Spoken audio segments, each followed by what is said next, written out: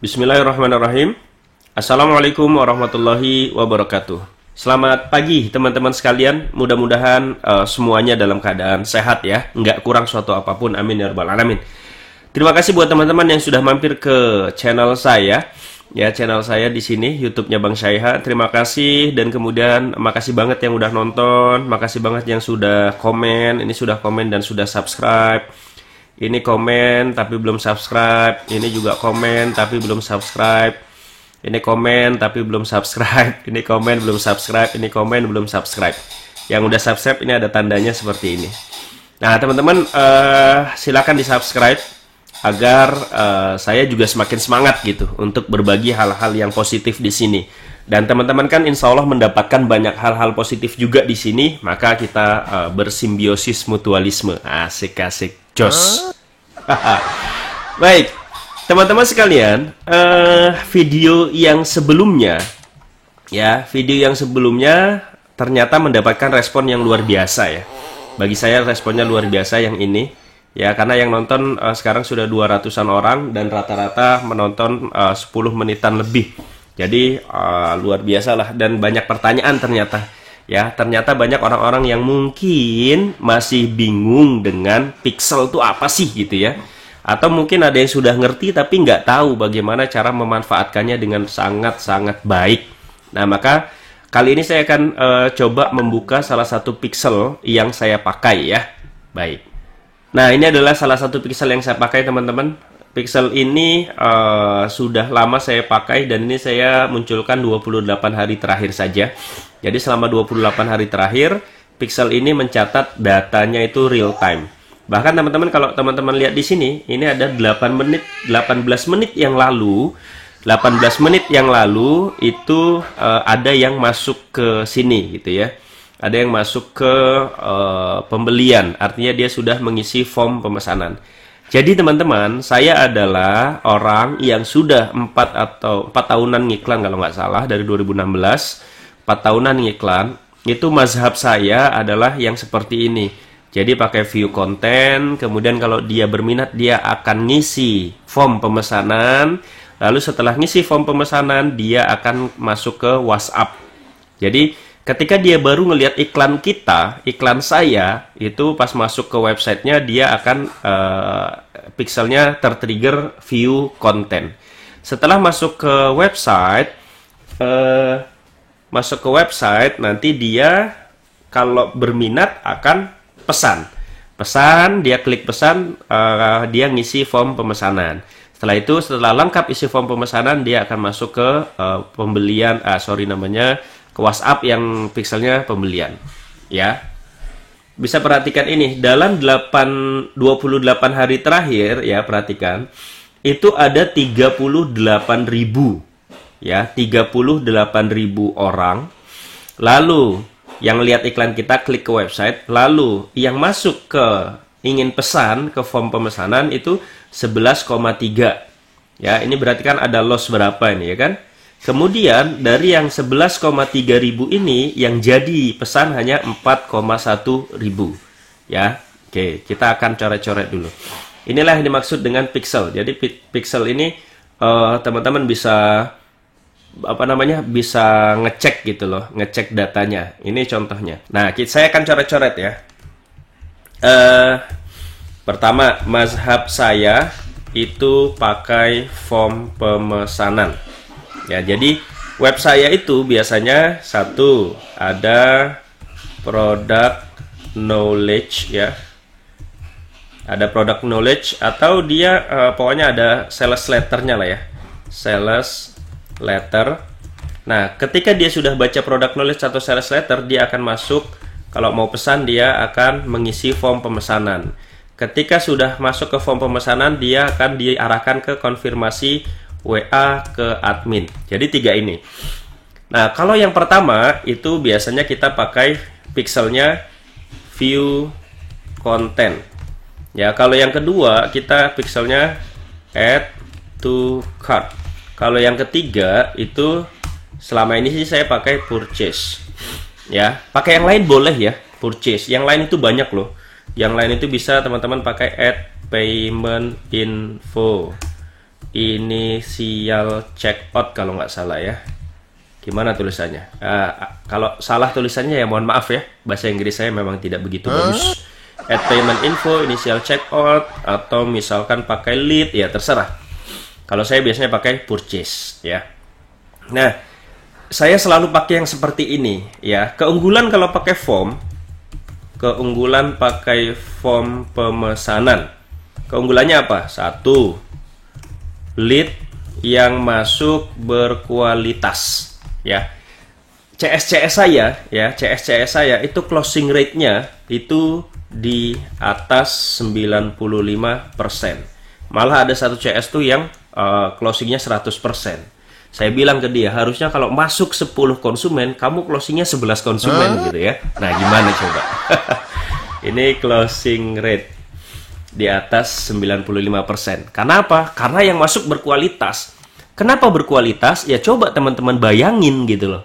Kalau dia sudah masuk ke sini, konfirmasi ke WA admin, berarti dia sudah melalui 2 tahapan. Pertama, sudah masuk ke sales letter. Kedua, dia sudah ngisi form, baru dia masuk ke admin. Jadi masuk ke admin ini benar-benar orang-orang yang memang butuh gitu loh. Ya, ini orang-orang yang masuk ke admin memang benar-benar orang yang pengen banget beli gitu. Sehingga dia cuma di follow up sekali 2 kali closing 95% malah closingnya. Ada yang sampai 100%. Biasanya gagal karena pertama ongkirnya kemahalan misalkan. Kedua, bisa juga karena mungkin wilayahnya tidak tercover COD ya. Apalagi di masa seperti sekarang ada beberapa wilayah yang lockdown total sehingga nggak bisa COD. Akhirnya dia nggak jadi beli. Tapi kalau misalkan pada kondisi normal, ya nggak ada kendala apapun dalam pengiriman, maka biasanya closing rate-nya bisa 100%. Tadi karena yang masuk memang benar-benar berkualitas. Berkualitas tuh ya karena dia sudah terfilter gitu. Dia ngeliat knowledge, product knowledge atau sales letter, tertarik, lalu ngisi form pemesanan ya. Form pemesanannya pun saya buat sangat lengkap gitu ya. Jelimet, ada beberapa yang harus dia isi gitu. Kalau dia sampai ngisi, meluangkan waktunya untuk ngisi form pemesanan dan masuk ke WA admin, berarti leads yang masuk sangat-sangat berkualitas. Oke ya, itu keunggulannya. Ya, nah, tapi dia punya beberapa kelemahan. Ya, kelemahannya apa? Satu, cost per result-nya mahal. Pasti mahal ya, pasti mahal. Bisa di atas 30 atau 40 ribu. Bagi orang-orang yang mungkin modalnya tidak begitu besar, atau dia nggak tahu tips dan triknya, nggak tahu memanage agar dia nggak boncos, ya pasti dia pikir mahal. Kalau saya, ya karena sudah tahu tipsnya, CPR-nya, kadang CPR saya 60 ribu, ya. Ini kadang ya. Kadang CPR saya itu 60 ribu, saya biarkan ya, karena saya tahu bahwa CPR saya walaupun 60 ribu, walaupun 70 ribu, itu saya masih profit karena CS saya bekerja sangat optimal dan kemudian saya tahu profit dari dia beli itu berapa, profit konsumen itu sekali beli itu berapa, sehingga saya CPR 60 ribu pun masih santai-santai saja gitu loh. Tapi bagi orang-orang yang nggak ngerti, ya itu akan kelabakan gitu. Ketika ngelihat CPR 40 aja udah kelabakan, 30 ribu aja udah kelabakan gitu ya. Padahal kalau alurnya seperti ini ya, alurnya itu seperti ini, buka satu halaman sales letter, lalu ngisi form, lalu baru sampai ke admin, maka wajar kalau CPR-nya agak mahalan gitu.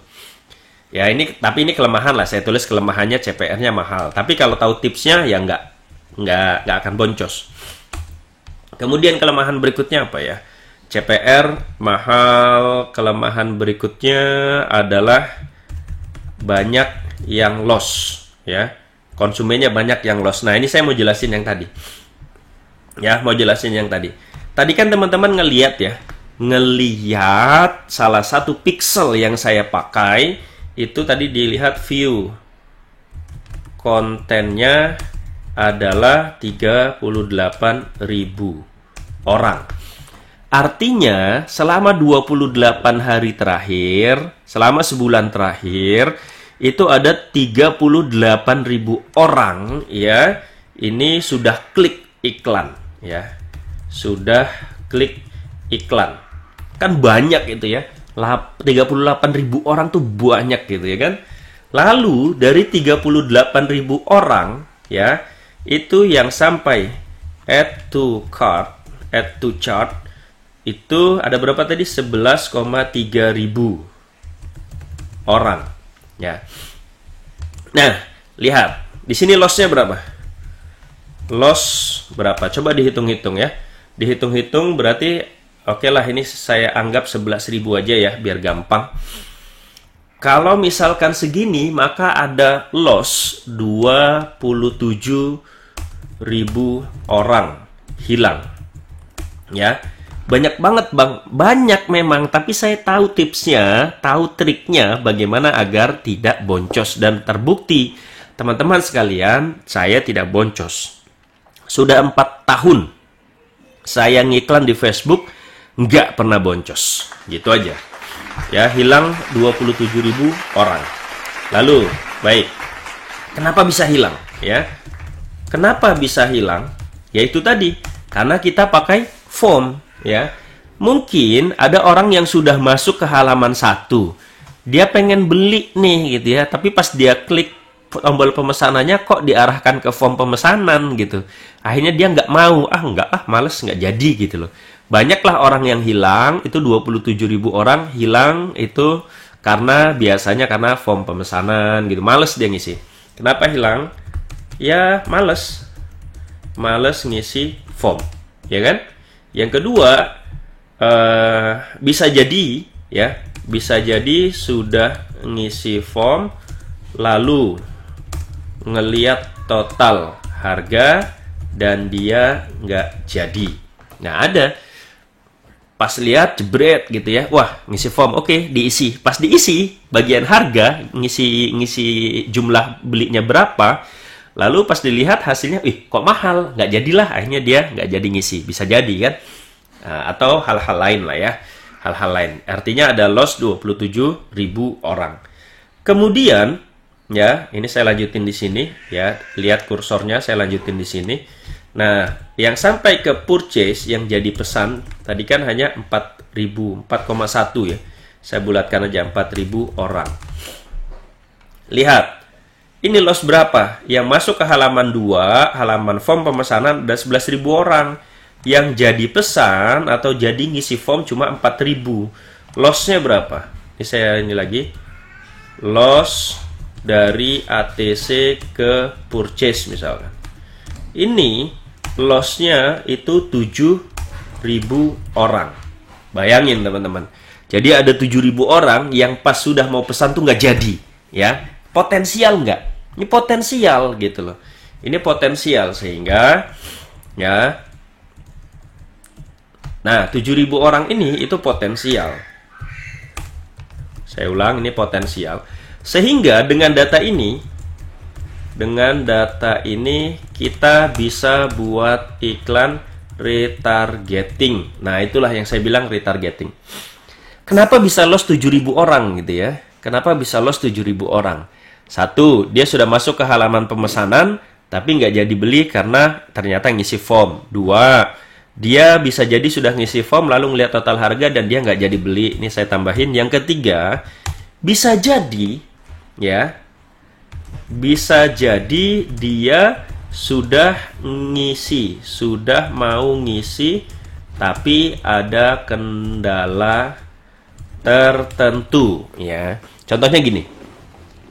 Misalkan ada ibu-ibu, ya kan? Ada ibu-ibu kena iklan saya. Dia klik, lalu dia baca websitenya, bagus, oke, tertarik. Dia klik lagi tombol pesan, lalu dia ngisi form pemesanan.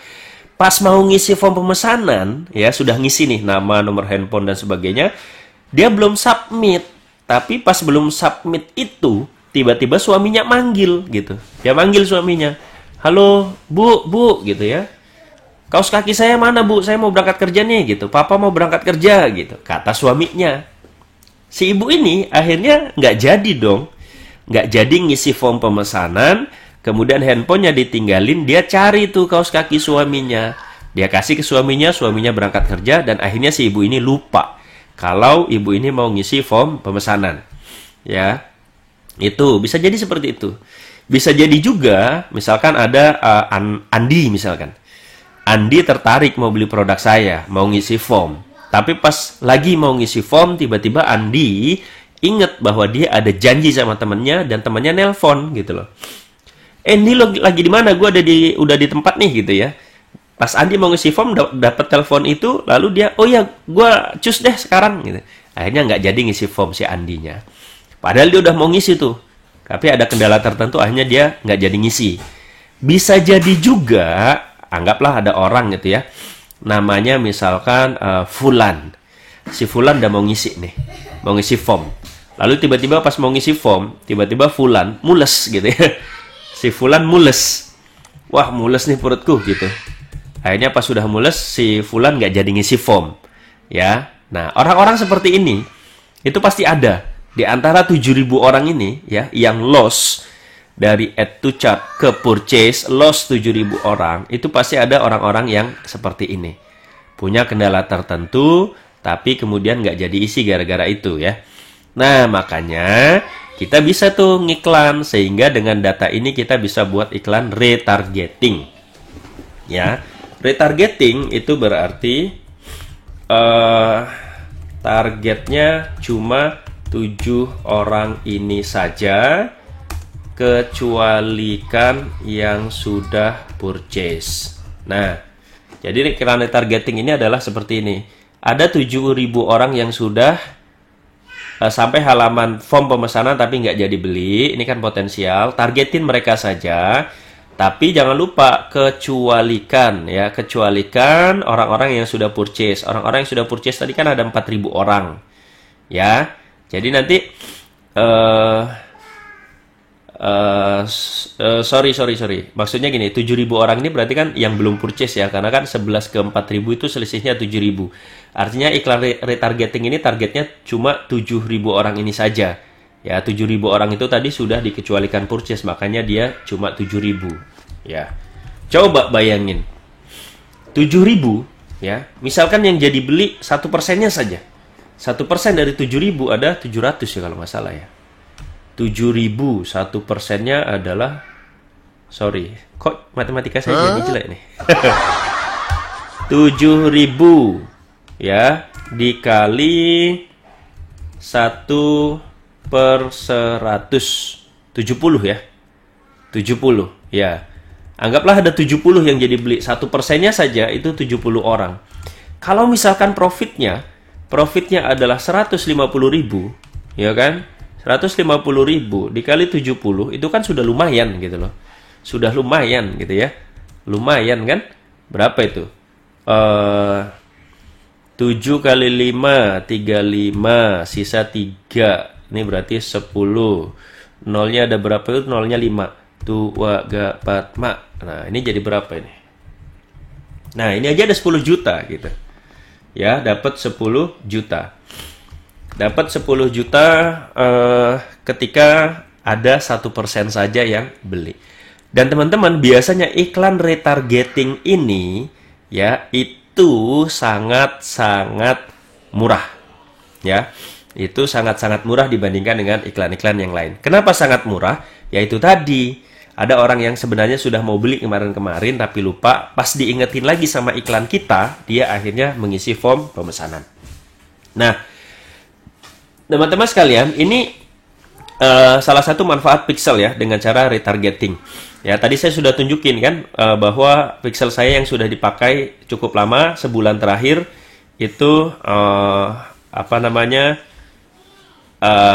ini datanya gitu. Yang view content 38.000, yang add to chart ada 11.000, yang purchase ada 4.000 ya.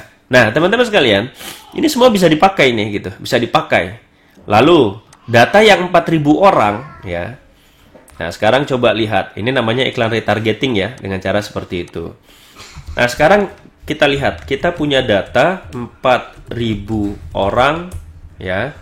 4.000 orang sudah beli. Oke, saya mau bahas ini. Kita punya data 4.000 orang yang sudah beli. Ini data itu penting, teman-teman.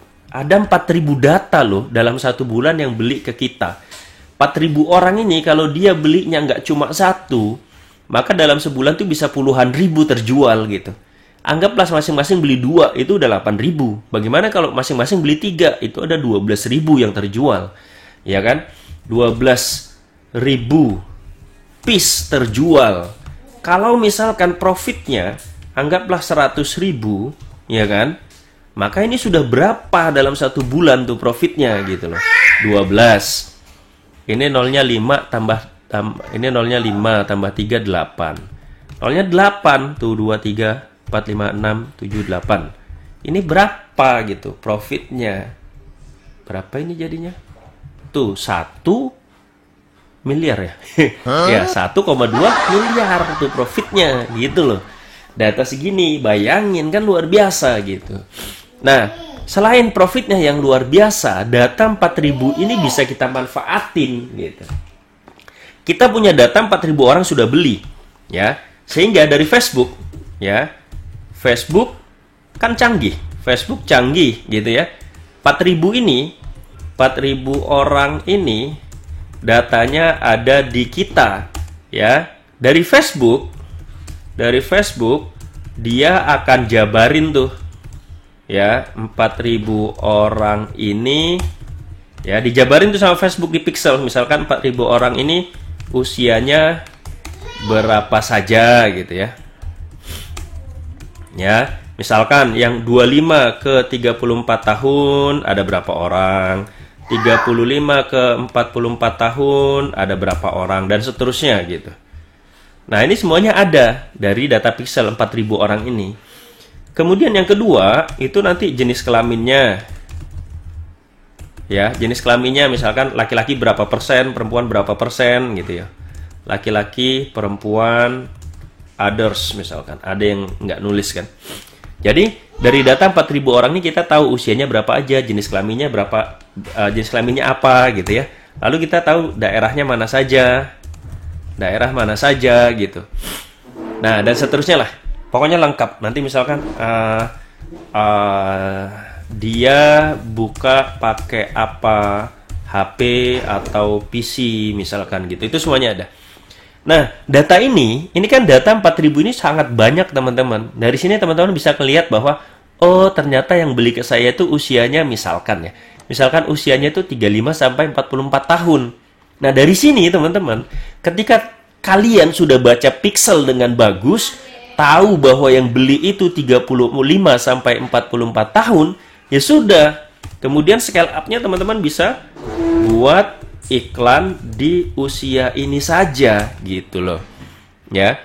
Yang ini kan misalkan ada pembelian tapi dikit, ya sudahlah, kita iklan juga di sini tapi budgetnya kecil. Banyakan di sini, ya sudah buat iklan di sini tapi budgetnya lebih besar, misalkan gitu loh. Kemudian dari jenis kelamin juga kita bisa tahu, oh ternyata produk saya ini yang beli itu kebanyakan perempuan gitu. Ya sudah, buat iklan perempuan saja gitu.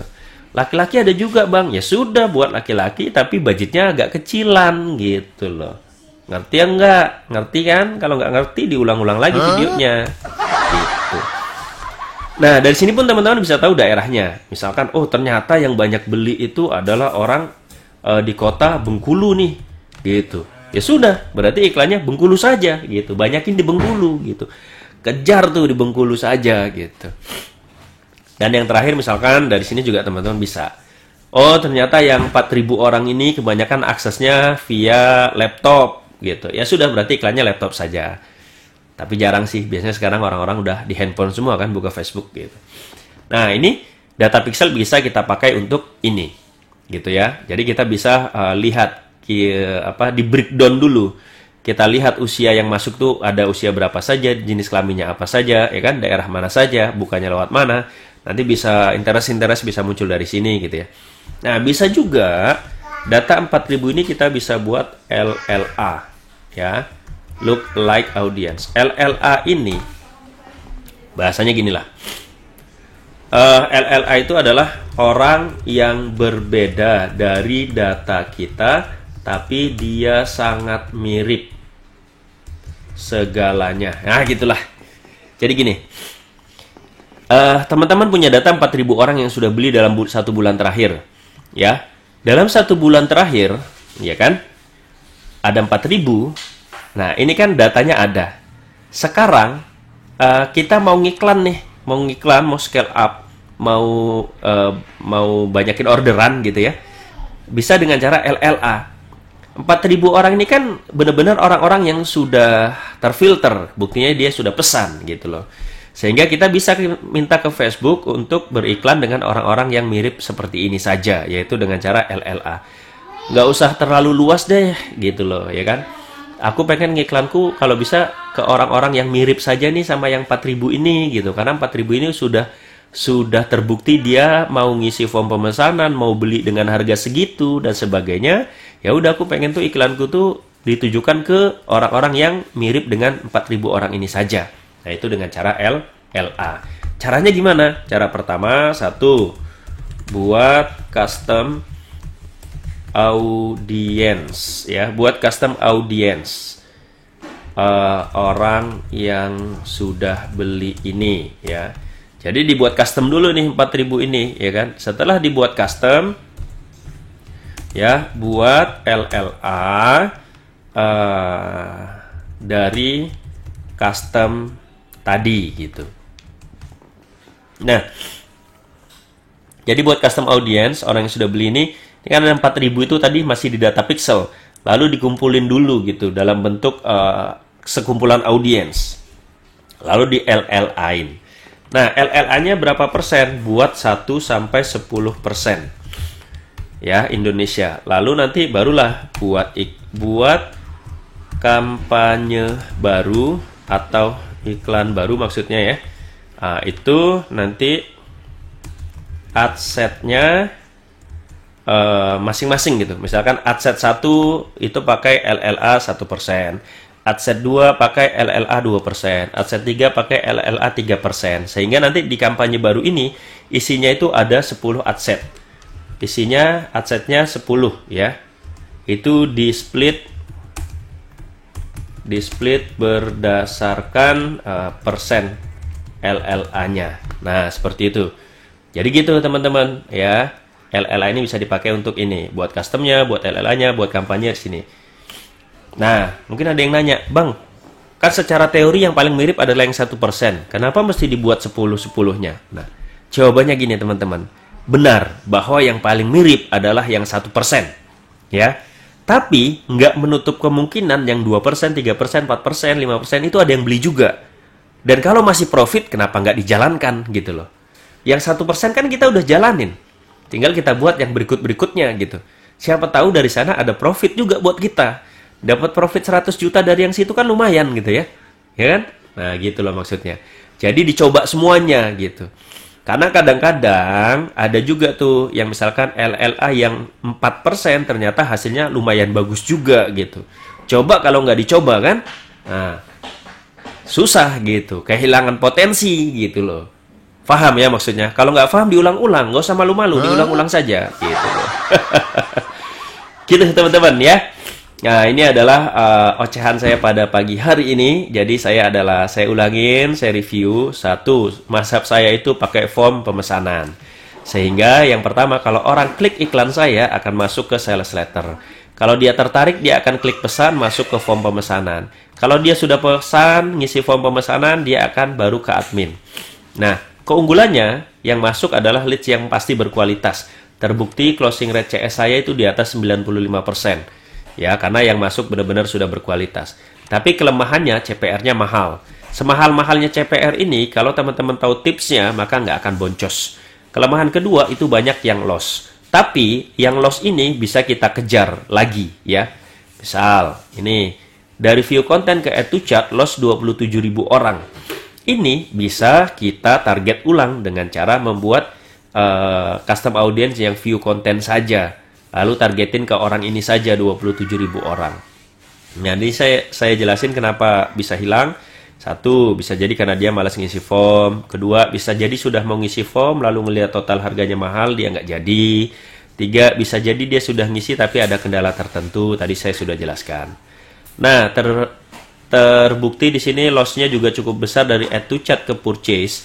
Yang sampai form pemesanan 11.000 orang, yang sampai ngisi cuma 4.000 orang. Artinya ada loss 7.000 orang. 7.000 orang ini itu sangat potensial. karena dia sudah sampai ke halaman form pemesanan tapi nggak jadi ngisi, ya. Sehingga kita bisa nih buat iklan retargeting namanya, dengan cara iklan kita cuma khusus ditargetkan ke 7.000 orang ini saja yang lost tadi, gitu loh. Nah, anggap saja 1% beli ada 70 orang. Kalau profitnya 150, ini profitnya 10 jutaan sekian, ya. Dan iklan retargeting tadi saya bilang selalu hasilnya jauh lebih baik dibandingkan iklan yang lain. Sehingga untuk dapat segini 70 pesanan itu biasanya ya nggak nyampe sejuta 2 juta lah gitu. Bisa dapat 70 pesanan kalau iklan retargetingnya benar. Nah, kemudian selain ini retargeting, kita juga bisa buat iklan dari data yang 4.000 orang yang sudah beli. Kalau orang yang sudah beli ini ada 4.000, ya bayangin saja kalau masing-masing beli 3, maka ada 12.000 piece terjual dalam sebulan. Kalau keuntungannya segini, maka profitnya 1,2 miliar tuh, bayangin, ya. Kemudian Facebook itu canggih teman-teman. Data 4.000 ini kita bisa breakdown. Usia berapa saja sih yang sudah beli, jenis kelaminnya apa saja, daerah mana saja, dia buka pakai apa saja, itu bisa kita lihat di data pixel. Jadi 4.000 orang ini bisa kita lihat datanya. Nah, kalau sudah tahu seperti ini teman-teman, sebenarnya bisa buat iklan dari data ini gitu. Ternyata yang banyak beli usia segini, ya sudah, berarti iklannya usia segitu saja.